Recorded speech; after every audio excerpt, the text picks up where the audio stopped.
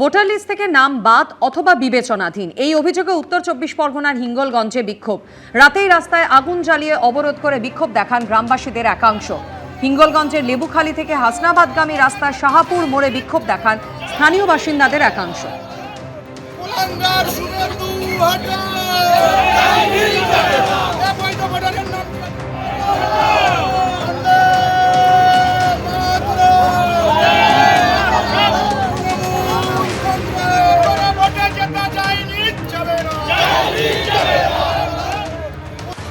শনিবার পশ্চিমবঙ্গে result out হলো এসআইআর এর। নির্বাচন কমিশন জানিয়েছে এখনো পর্যন্ত এসআইআর এ প্রায় 63.5 লক্ষের বেশি নাম বাদ গেছে।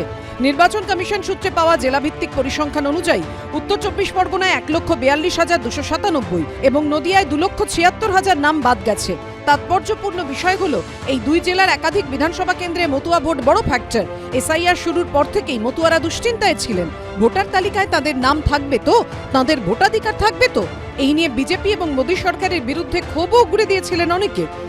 এই প্রেক্ষিতে নির্বাচন কমিশন সূত্রে খবর, বনগাঁর মতুয়াবাড়ি যে বিধানসভার অন্তর্গত সেই গাইঘাটা বিধানসভায় 6,770 জনের নাম বাদ গেছে। পাশের বনগাঁ উত্তর বিধানসভায় 7,926, বনগাঁ দক্ষিণ বিধানসভায় 6,902, বাগদা বিধানসভায় নাম বাদ গেছে 15,303 জনের, জগদ্দলে 8,778 জনের নাম বাদ গেছে। অন্যদিকে নদিয়া জেলার কল্যাণীতে 9,037 জন, শান্তিপুরে 8,042 জন, রানাঘাট দক্ষিণে নাম বাদ গেছে 7,126 জনের।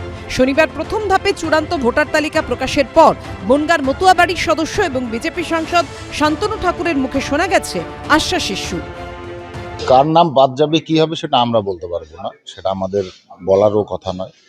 তবে এটুকু অ্যাসুরেন্স দিতে পারি কেন্দ্রীয় সরকারের পক্ষ থেকে 2024 সালের 31 ডিসেম্বর পর্যন্ত যারা এসছে তাদের কাউকে ভারতবর্ষ থেকে বাইরে পাঠানো হবে না।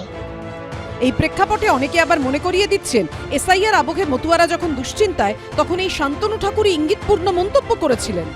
50 লাখ রোহিঙ্গা মুসলমান, বাংলাদেশি মুসলমান, পাকিস্তানি মুসলমান যদি বাদ যায়, তার মধ্যে 1 লাখ যদি আমাদের সমাজের মানুষকে একটু স্টপ থাকতে হয়, ভোট দেওয়ার জন্য বিরতি থাকতে হয়, তাহলে কোনটা লাভ? এখন তার আশ্বাস নিয়ে পাল্টা কটাক্ষ করতে ছাড়েনি তৃণমূল।